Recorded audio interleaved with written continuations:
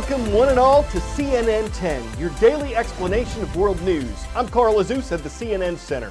Based around the idea of improving the state of the World Economic Forum is holding its annual meeting right now in Davos, Switzerland. Leaders of governments, companies, and societies from around the world are gathered at the mountain resort. And the forum's 48th yearly meeting is dedicated to creating what it calls a shared narrative to improve the state of the world. That may be easier said than done. One reason, an issue that's become increasingly important to many members of the World Economic Forum is globalization, the idea of governments and businesses working more closely with each other and becoming more integrated. Globalization is controversial. Its supporters say it's created jobs and industries in poorer countries, led to lower prices for goods, and helped nations work together towards solving the world's problems. Its opponents say it's led to bad working conditions in poorer countries, given certain companies too much influence in the world, and eroded the individual cultures of nations. U.S. President Donald Trump, who's at the forum, has spoken out against globalization in the past. He's also said his administration's America First policy would prioritize Americans when it comes to issues like international trade or foreign affairs.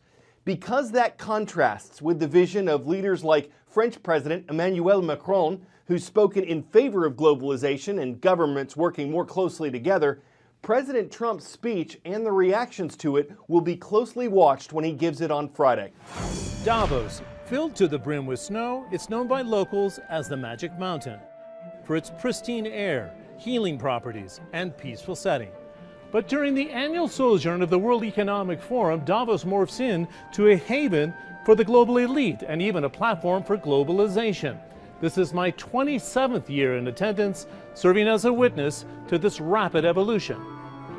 The forum spent the last 3 decades building a brand around being at the center of radical global change, starting in 1990. About 2 months after the fall of the Berlin Wall, the forum hosted West German Chancellor Helmut Kohl and his East German counterpart Hans Modrow. Next up, China's leadership rolled into Davos to celebrate its role as a giant exporter.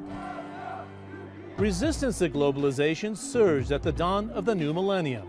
Protesters made their way to Davos to show global CEOs and policymakers firsthand that change was moving too fast. But none of this dented the forum. It rode a wave of growth with the architects behind the digital revolution. It served as a venue to help resolve global conflicts, and they even debated the merits behind the global financial crisis. A decade later, the game has completely changed. Enter Donald Trump, raising the populist tenor, threatening to erect trade barriers, and putting America first. His protectionist zeal can potentially rock the very foundation of the forum. From the 300 people that attended the first year I came to Davos to 10 times that amount now, 2018 is the year the forum is leaning in. There are a record number of government leaders. The emerging market darling, India, its prime minister, will have a high profile, juxtaposed against Mr. Anti-Globalization, Donald Trump himself. Davos man or Davos woman, the term used for the ultimate globalist, has met its match in the U.S. president, as this enclave in the Alps fights to stay relevant for the next half-century. 10-second trivia. The founder of Children's Supermart later opened what famous retail company? Toys R Us, FAO Schwarz, Big Lots, or KB Toys? Charles Lazarus, the founder of Children's Supermart, eventually opened the hugely successful Toys R Us. Hugely successful for decades anyway. Last September, Toys R Us said it was filing for bankruptcy protection, meaning it was billions of dollars in debt and needed to reorganize its business to stay open. At that time, the Wall Street Journal reported the company would need to close some stores as part of the process, and yesterday, Toys R Us announced those closures. 182 locations in more than 40 states and Puerto Rico are on the list. This includes dozens of Babies R Us stores, which the company owns, and in all, the closures account for about 1/5 of all the Toys R Us retail locations in America. The 700-plus stores that the company has outside the U.S. won't be closed. Why is this happening? 2 big reasons. One is named Amazon, one is named Walmart. Both are giving Toys R Us serious competition. But the company's CEO says these closures give it the best chance of coming out of bankruptcy as a stronger company.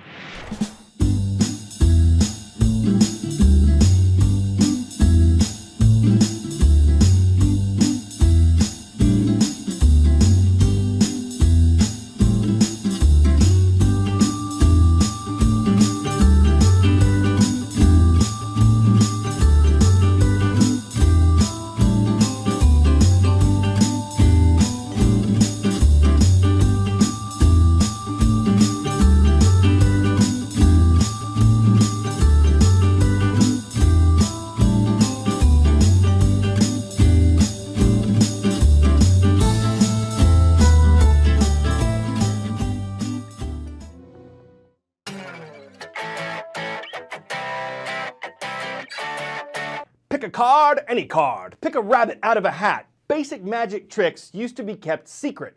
They were shared from magician to magician or in kits or books you'd have to buy. But now you can learn many of them for free in minutes on YouTube, rabbit not included. So how can a performer keep up with the speed of the internet and even use it to make magic?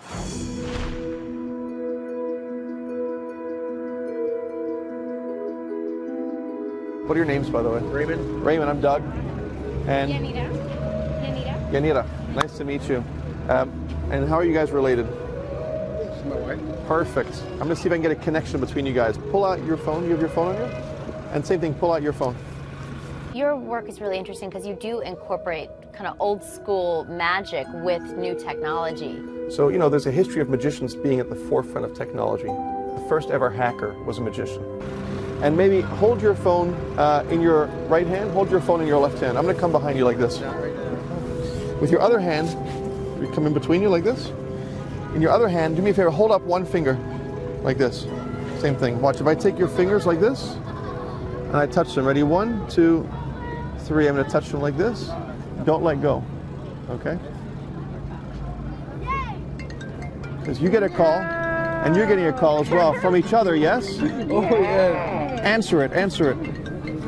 Make sure you're connected. Are you connected? Yes? Now here's the thing, don't hang up, don't hang up. Bring your phones down like this, because you're still connected. Look, you're still connected. Watch, if I take your fingers on 3, 1, 2, 3. I'm going to pull them apart. Ready? Like this. It disconnects. Wow, you're amazing. Can we get a picture with you? Sure. Here, I'll help you. You know, magicians have this history of tinkering and building, and throughout time since, 1900 till about now, technology's advanced a lot faster than magicians have been able to keep up with. I would imagine as a modern day magician, it must be harder to keep secrets and to keep what you do a secret. Technology's been bad for magic and good for magic at the same time, because magicians used to protect their secrets so well. Nowadays, you can go on YouTube and you can find a lot of magic secrets.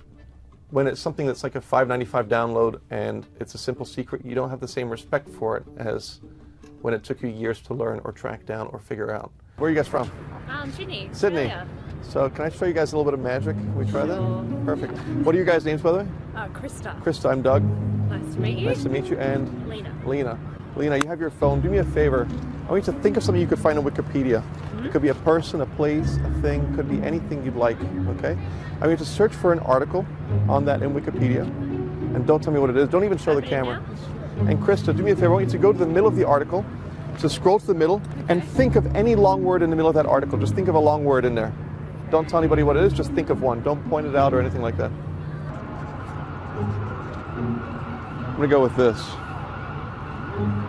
For the first time, what was the word you thought of? Advantages. There you go. What do you say to people who say magic doesn't exist? So I think magic does exist, but magic exists inside people's minds. So magic is a feeling, right? And my job as a magician is to evoke that feeling in you. It's kind of like prestidigitization, using the magic of the internets to reveal how peer-to-peer communication can still flourish, and you are elevate a field with secrets in danger of vanishing. You got a sleight of hand it to them for equivoking a new router of internetainment. I'm Carl Azus, and CNN 10 reappears tomorrow.